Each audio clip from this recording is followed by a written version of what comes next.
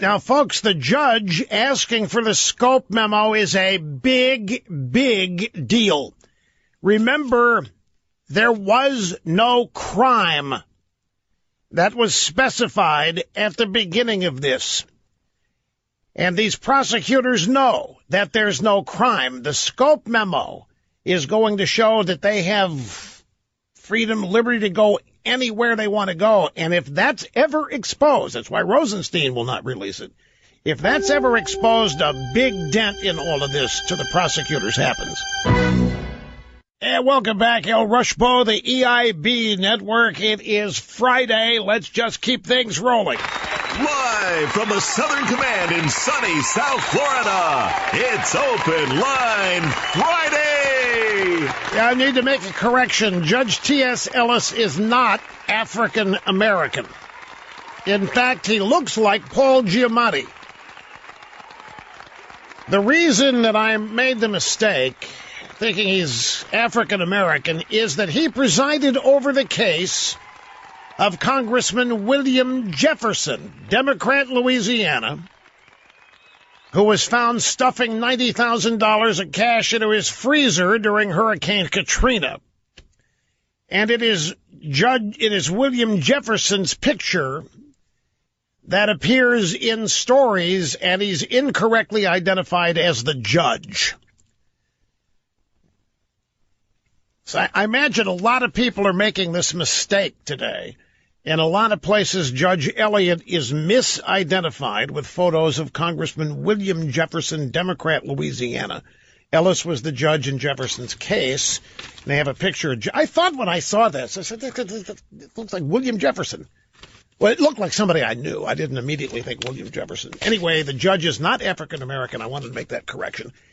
And I was gonna have already gone to the phones by now, but then this judge thing happened, and I still have to close the loop on this. This story happened literally minutes before the program began. And once the program begins, I have 2 or 3 minute little periods of time to start putting things together and learn things sufficiently to pass them on to you. So here is, after an hour of a bunch of 2 or 3 minute little segments of learning things, here is what we have learned. The Manafort lawyers made a motion some weeks ago to have his case thrown out on the basis that his case has nothing to do with Russian collusion and the special counsel should not even have jurisdiction over it because it has nothing to do with what the original purpose of Mueller's investigation is. The hearing on that was today. And the judge, T.S. Ellis, who is not African American, had some biting comments for the Mueller prosecutor team. He essentially said, it looks to me like all you're really using Manafort here is a way to get Donald Trump. This does seem to me to appear outside your jurisdiction. What you're accusing Manafort of doing happened way before the campaign or Trump's election. And the Mueller prosecutors objected, and whatever their objections were, the judge said, come on, man, don't try to put this on me. And he has demanded what is called the Scope Memo. He has demanded that Mueller's prosecutors turn over to him whatever it was Mueller was given by the Department of Justice that got this whole investigation going.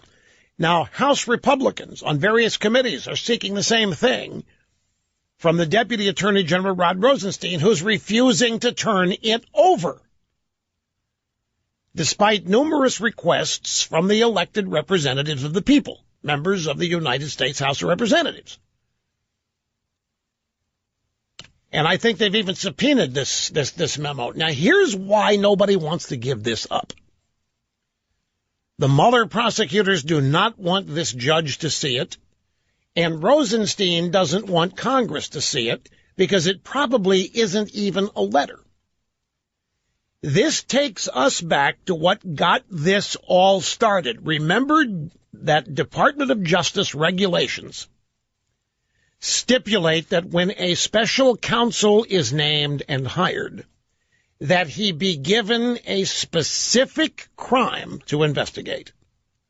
And therefore, or then, if during the investigation of that stated crime, he finds evidence of other crimes, the special counsel must go back to whoever appointed him, in this case it would be Rosenstein, since Sessions recused himself, to seek permission to expand the investigation to these other areas discovered during the course of the investigation.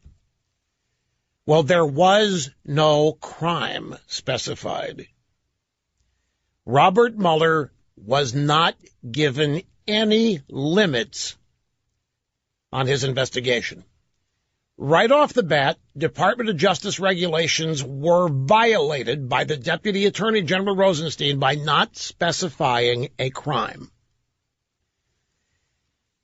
And we have been saying from the beginning that it's a big problem that there was no crime starting this whole thing. You have to have a crime first. Then you assign the prosecutor. You do not assign the prosecutor first and tell him he has unlimited authority to go find a crime. And this is what I believe has offended Judge Ellis, because he has figured this out. That these people are running around with no limits on them, and they can look anywhere, anytime, and they can invent crimes if they want. They can invent process crimes. They can go look anywhere to find a crime, which is what they've done in Manafort's case. The judge is saying, wait a minute, this guy's got nothing to do with Russian collusion. This guy's got nothing to do with the Trump campaign that you're investigating. I want to see the memo granting you the authority to do all this. They don't want the judge to see the memo. So the judge said, well, you give it to me, and maybe I'll keep it under seal. And maybe I won't share it with Manafort's lawyers right off the bat. So when the judge presses them on this, they say, well, it turns out our investigation is really not limited to collusion with Russia. In fact, our investigation doesn't have any limits at all. That's what's going to be learned if they do furnish the Scope Memo. The judge realizes that all the stuff they have on Manafort predates collusion with Russia. And the Justice Department declined to prosecute any of it until Mueller came along. The Justice Department looked into this Manafort stuff a couple times, saw nothing there, let it go. Mueller comes along, and all of a sudden, Mr. Integrity, Mr. Unimpeachable Reputation, indicts Manafort, and the judge even specified today, in kind of a joking manner, well, you're just setting this guy up to flip on the president, right? It was a stinging rebuke. It was the kind of rebuke we should have seen countless times in the last year from people in the Department of Justice. In fact, Rosenstein ought to be asking Mueller what he's doing. Rosenstein ought to be reining this in. Sessions ought to be reining in the areas of it he can that he hasn't recused himself from. But Mueller has been out there off the leash with no controls over anything he's doing, with the media urging him on and accomplishing everything he's doing, praising everything he's doing, encouraging him to keep going. No limits whatsoever. But this judge knows that the Justice Department had the goods on Manafort long before Mueller came along, and they chose not to prosecute. Now Mueller wants to prosecute it on the authority of a collusion with Russia investigation, even though it has nothing to do with collusion with Russia. It is nuts. All of this is nuts. All of this is blindingly, offensively nuts. It doesn't make any sense if the or anything. It makes total sense if there is a government effort, deep state effort, to get rid of a duly elected president, then all of this makes perfect sense. But if the rule of law still matters, I find it, frankly, it's great that this judge has piped up, but where have been others in the DOJ? Is everybody in the DOJ aligned with the lawlessness of this? Is everybody in the DOJ in on this fix? That's why people keep talking about the deep state.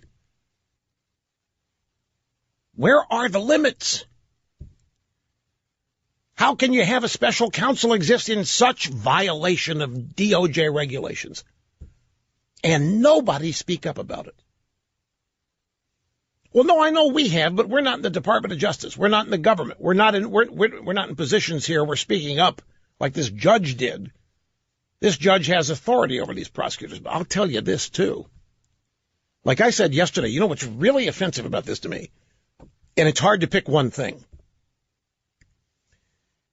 If you just landed here from another planet, from Mars or whatever, and you start watching it for 2 days, you know what you're going to think? You're going to think this country elects a president, but there's a guy over here that is constantly investigating him and determining whether or not he's fit to be president every day, and that the media supports that guy, and that guy actually who has the power in this country, not the president. That's what you would have to conclude. And that's exactly the way Mueller and his team, Comey and the rest of these people want it. Well, none of this is in the Constitution, folks. None of this is. All of this is taking place outside the Constitution. And the fact that only one judge has decided to speak up and actually call this out for what it is, yeah, it's a great thing it happened. But it's worrisome that it's just one. And since it's just one, I guarantee you back at the DOJ, Rosenstein, Mueller, and these people are plotting ways that they can get around this judge. They can't let this stand. They're going to have to do something to deal with this. And I, for one, am going to be curious to see what that is. In the meantime, we'll be back. Your phone calls are next. Molly Hemingway at the Federalist adds to the judge story, Judge Ellis. She tweeted that the judge said, "We don't want anyone in this country with unfettered power. It's unlikely," he's saying this to the prosecutors, Mueller's prosecutors, "it's unlikely you're going to persuade me the special prosecutor has power to do anything he or she wants. The American people feel pretty strongly no one has unfettered power." Bingo. That's the exact way to describe this. Mueller and his people are running around like they have ultimate authority and ultimate power. They can determine the fitness of the president, the duly elected president. That's damn what they're doing. They are determining the fitness of the president based on their own inside the Beltway establishment rules.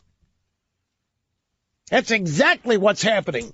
And this is exactly what the American people are slowly rising up and refusing to accept, because it's becoming patently obvious that's all this is. Look, if I don't stop talking about this, I'm going to not get any phone calls in, and I've got to get phone calls in. It's Open Line Friday. So